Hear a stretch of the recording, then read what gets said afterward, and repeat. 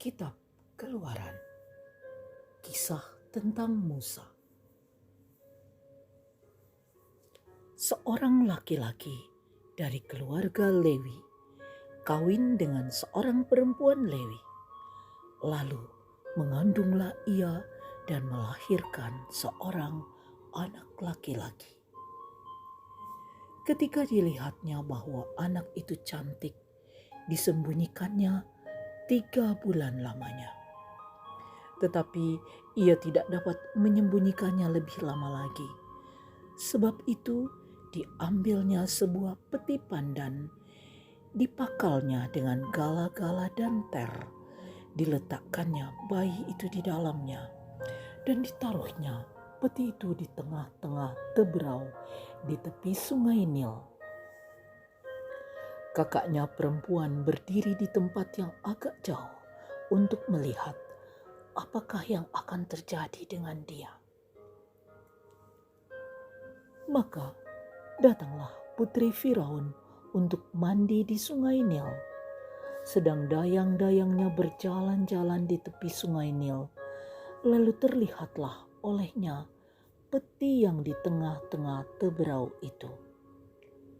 Maka disuruhnya hambanya perempuan untuk mengambilnya. Ketika dibukanya, dilihatnya bayi itu, dan tampaklah anak itu menangis. Sehingga belas kasihanlah ia kepadanya dan berkata,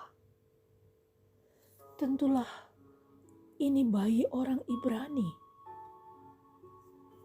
Lalu bertanyalah kakak anak itu kepada putri Firaun, "Akan kupanggilkankah bagi tuan putri seorang inang penyusu dari perempuan Ibrani untuk menyusukan bayi itu bagi tuan putri?" Sahut putri Firaun kepadanya, "Baiklah." Lalu pergilah gadis itu memanggil ibu bayi itu. Maka berkatalah putri Firaun kepada ibu itu, "Bawalah bayi ini dan susukanlah dia bagiku, maka aku akan memberi upah kepadamu." Kemudian perempuan itu mengambil bayi itu dan menyusuinya. Ketika anak itu telah besar, dibawanyalah kepada putri Firaun yang mengangkatnya menjadi anaknya dan menamainya Musa. Sebab katanya, "Karena aku telah menariknya dari air."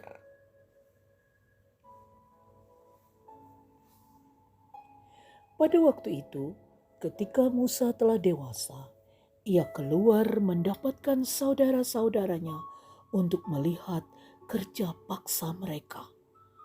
Lalu dilihatnya seorang Mesir memukul seorang Ibrani, seorang dari saudara-saudaranya itu. Ia menoleh ke sana sini, dan ketika dilihatnya tidak ada orang, dibunuhnyalah orang Mesir itu dan disembunyikannya mayatnya dalam pasir. Ketika keesokan harinya ia keluar lagi, didapatinya 2 orang Ibrani tengah berkelahi. Ia bertanya kepada yang bersalah itu, "Mengapa engkau pukul temanmu?" Tetapi jawabnya, "Siapakah yang mengangkat engkau menjadi pemimpin dan hakim atas kami? Apakah engkau bermaksud membunuh aku sama seperti engkau telah membunuh orang Mesir itu?" Musa menjadi takut, sebab pikirnya, tentulah perkara itu telah ketahuan. Ketika Firaun mendengar tentang perkara itu, dicarinya ikhtiar untuk membunuh Musa. Tetapi Musa melarikan diri dari hadapan Firaun dan tiba di tanah Midian. Lalu ia duduk-duduk di tepi sebuah sumur. Adapun Imam di Midian itu mempunyai 7 anak perempuan. Mereka datang menimba air dan mengisi palungan-palungan untuk memberi minum kambing domba ayahnya. Maka datanglah gembala-gembala yang mengusir mereka. Lalu Musa bangkit menolong mereka dan memberi minum kambing domba mereka. Ketika mereka sampai kepada Rehuel ayah mereka, berkatalah ia, "Mengapa selekas itu kamu pulang hari ini?" Jawab mereka, "Seorang Mesir menolong kami terhadap gembala-gembala. Bahkan ia menimba air banyak-banyak untuk kami dan memberi minum kambing domba." Ia berkata kepada anak-anaknya, "Di manakah dia? Mengapakah kamu tinggalkan orang itu? Panggillah dia makan." Musa bersedia tinggal di rumah itu, lalu diberikan Rehuelah Zipora anaknya kepada Musa.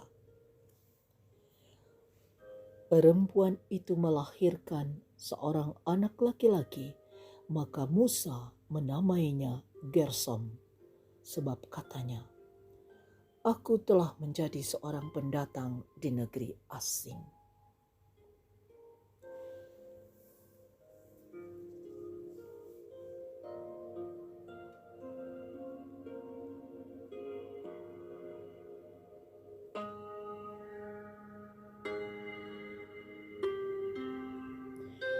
Lama sesudah itu, matilah Raja Mesir.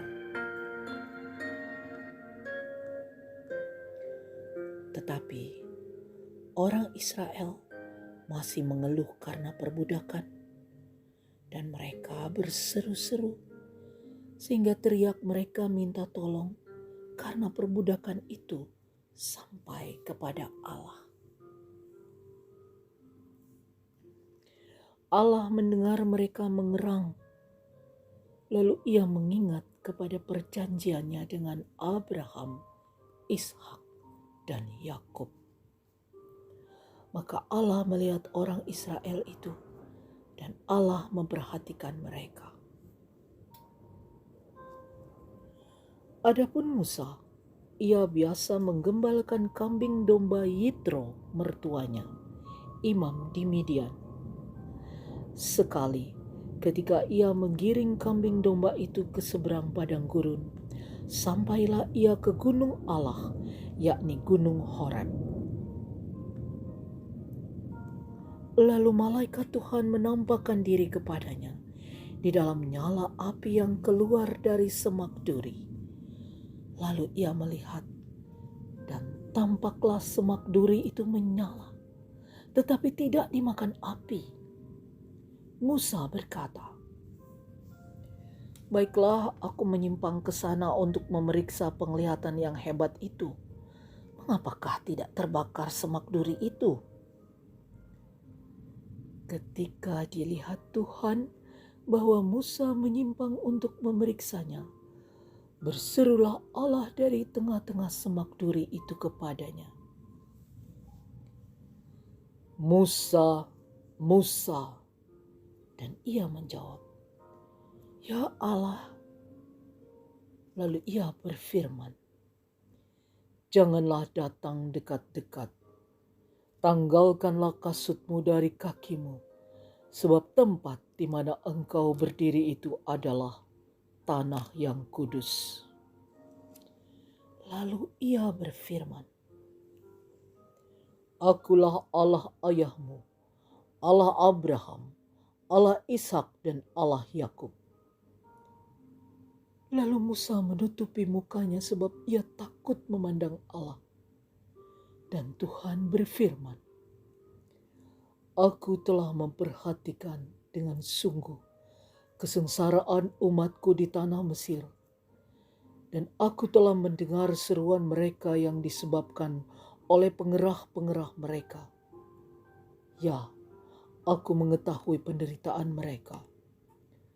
Sebab itu, Aku telah turun untuk melepaskan mereka dari tangan orang Mesir dan menuntun mereka keluar dari negeri itu ke suatu negeri yang baik dan luas, suatu negeri yang melimpah-limpah susu dan madunya, ke tempat orang Kanaan, orang Het, orang Amori, orang Feris, orang Hewi, dan orang Yebus.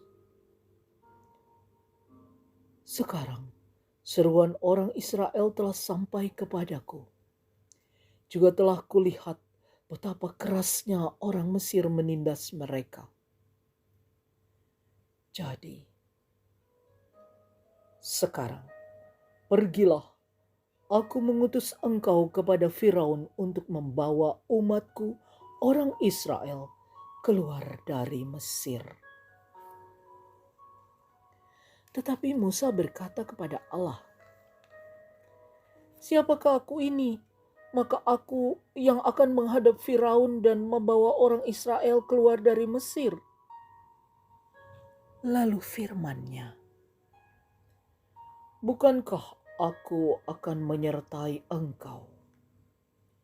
Inilah tanda bagimu bahwa aku yang mengutus engkau. Apabila engkau telah membawa bangsa itu keluar dari Mesir, maka kamu akan beribadah kepada Allah di gunung ini." Lalu Musa berkata kepada Allah,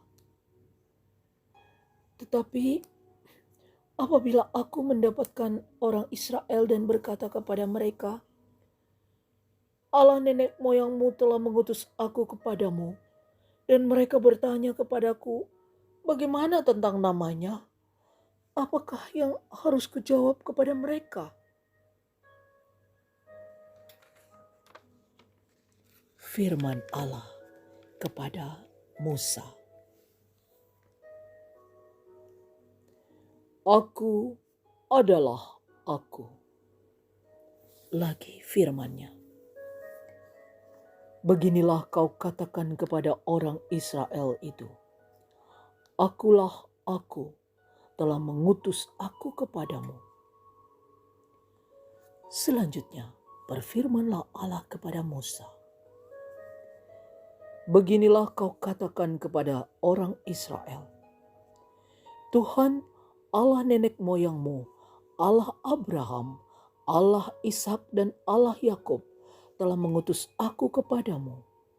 Itulah namaku untuk selama-lamanya, dan itulah sebutanku turun-temurun. Pergilah, kumpulkanlah para tua-tua Israel dan katakanlah kepada mereka, Tuhan, Allah nenek moyangmu, Allah Abraham, Ishak dan Yakub telah menampakkan diri kepadaku, serta berfirman, Aku sudah mengindahkan kamu, juga apa yang dilakukan kepadamu di Mesir. Jadi aku telah berfirman, aku akan menuntun kamu keluar dari kesengsaraan di Mesir menuju ke negeri orang Kanaan, orang Het, orang Amori, orang Feris, orang Hewi, dan orang Yebus, ke suatu negeri yang berlimpah-limpah susu dan madunya. Dan bila mana mereka mendengarkan perkataanmu, maka engkau harus beserta para tua-tua Israel pergi kepada Raja Mesir, dan kamu harus berkata kepadanya, Tuhan, Allah orang Ibrani telah menemui kami. Oleh sebab itu, izinkanlah kiranya kami pergi ke padang gurun 3 hari perjalanan jauhnya untuk mempersembahkan korban kepada Tuhan Allah kami. Tetapi aku tahu bahwa Raja Mesir tidak akan membiarkan kamu pergi, kecuali dipaksa oleh tangan yang kuat. Tetapi aku akan mengacungkan tanganku dan memukul Mesir dengan segala perbuatan yang ajaib yang akan kulakukan di tengah-tengahnya. Sesudah itu, ia akan membiarkan kamu pergi.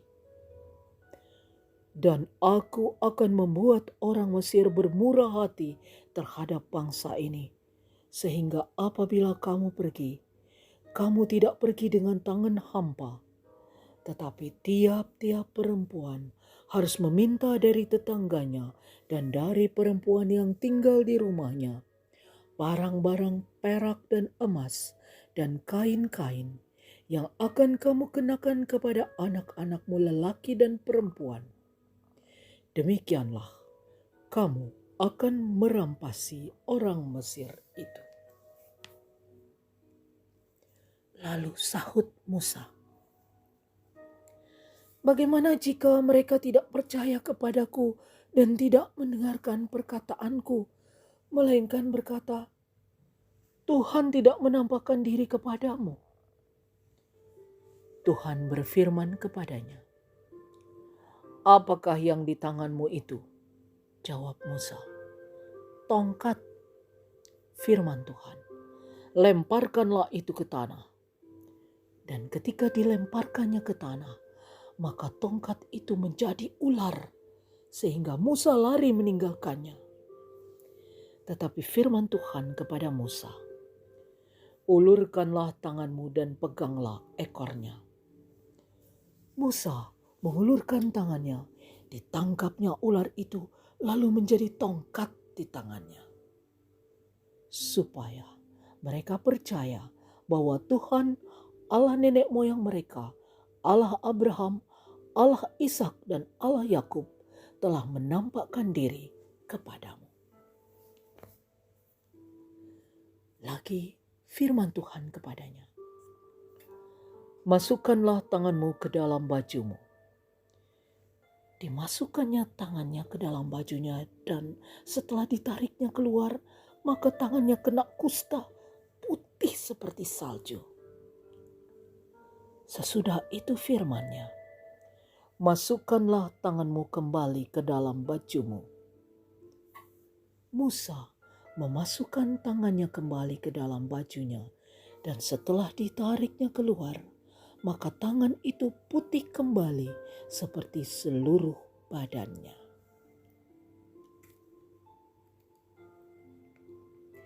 Jika mereka tidak percaya kepadamu dan tidak mengindahkan tanda mujizat yang pertama, maka mereka akan percaya kepada tanda mujizat yang kedua.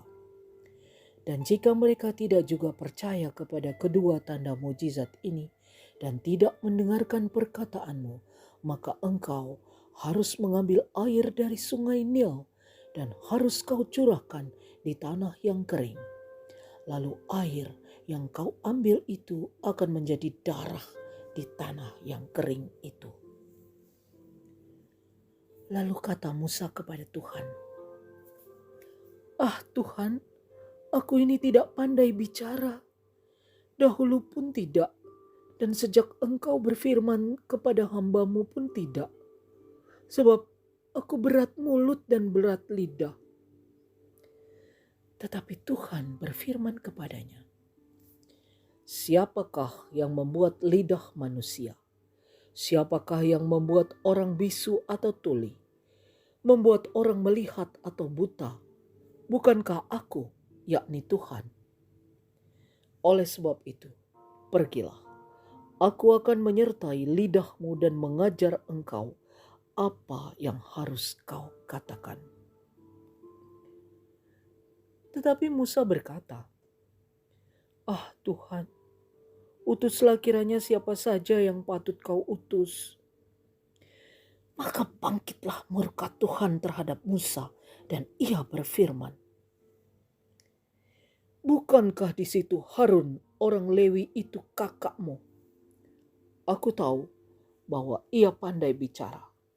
Lagi pula ia telah berangkat menjumpai engkau, dan apabila ia melihat engkau, ia akan bersukacita dalam hatinya. Maka engkau harus berbicara kepadanya dan menaruh perkataan itu ke dalam mulutnya. Aku akan menyertai lidahmu dan lidahnya dan mengajarkan kepada kamu apa yang harus kamu lakukan. Ia harus berbicara bagimu kepada bangsa itu. Dengan demikian, ia akan menjadi penyambung lidahmu, dan engkau akan menjadi seperti Allah baginya. Dan bawalah tongkat ini di tanganmu yang harus kau pakai untuk membuat tanda-tanda mujizat.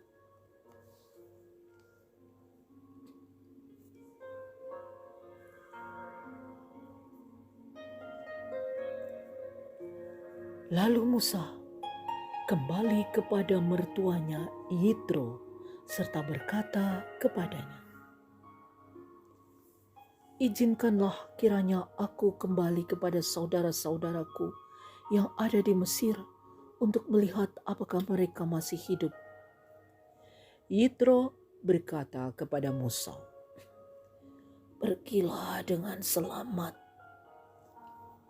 Adapun Tuhan sudah berfirman kepada Musa di Midian, "Kembalilah ke Mesir, sebab semua orang yang ingin mencabut nyawamu telah mati." Kemudian Musa mengajak istri dan anak-anaknya lelaki, lalu menaikkan mereka ke atas keledai, dan ia kembali ke tanah Mesir. Dan tongkat Allah itu dipegangnya di tangannya. Firman Tuhan kepada Musa, "Pada waktu engkau hendak kembali ini ke Mesir, ingatlah, supaya segala mujizat yang telah kuserahkan ke dalam tanganmu, kau perbuat di depan Firaun. Tetapi aku akan mengeraskan hatinya, sehingga ia tidak membiarkan bangsa itu pergi. Maka engkau harus berkata kepada Firaun, 'Beginilah firman Tuhan, Israel ialah anakku, anakku yang sulung. Sebab itu aku berfirman kepadamu, biarkanlah anakku itu pergi, supaya ia beribadah kepadaku. Tetapi jika engkau menolak membiarkannya pergi, maka aku akan membunuh anakmu, anakmu yang sulung.' Tetapi di tengah jalan, di suatu tempat bermalam, Tuhan bertemu dengan Musa dan berikhtiar untuk membunuhnya. Lalu Zipora mengambil pisau baru, dipotongnya kulit khatan anaknya. Kemudian disentuhnya dengan kulit itu kaki Musa sambil berkata, 'Sesungguhnya engkau pengantin darah bagiku.' Lalu Tuhan membiarkan Musa. 'Pengantin darah,' kata Zipora waktu itu, karena mengingat sunat itu. Berfirmanlah Tuhan kepada Harun, 'Pergilah ke padang gurun menjumpai Musa.' Ia pergi dan bertemu dengan dia di gunung Allah, lalu menciumnya. Kemudian Musa memberitahukan kepada Harun segala firman Tuhan yang disuruhkannya kepadanya untuk disampaikan, dan segala tanda mujizat yang diperintahkannya kepadanya untuk dibuat. Lalu pergilah Musa berserta Harun, dan mereka mengumpulkan semua tua-tua Israel. Harun mengucapkan segala firman yang telah diucapkan Tuhan kepada Musa, serta membuat di depan bangsa itu tanda-tanda mujizat itu.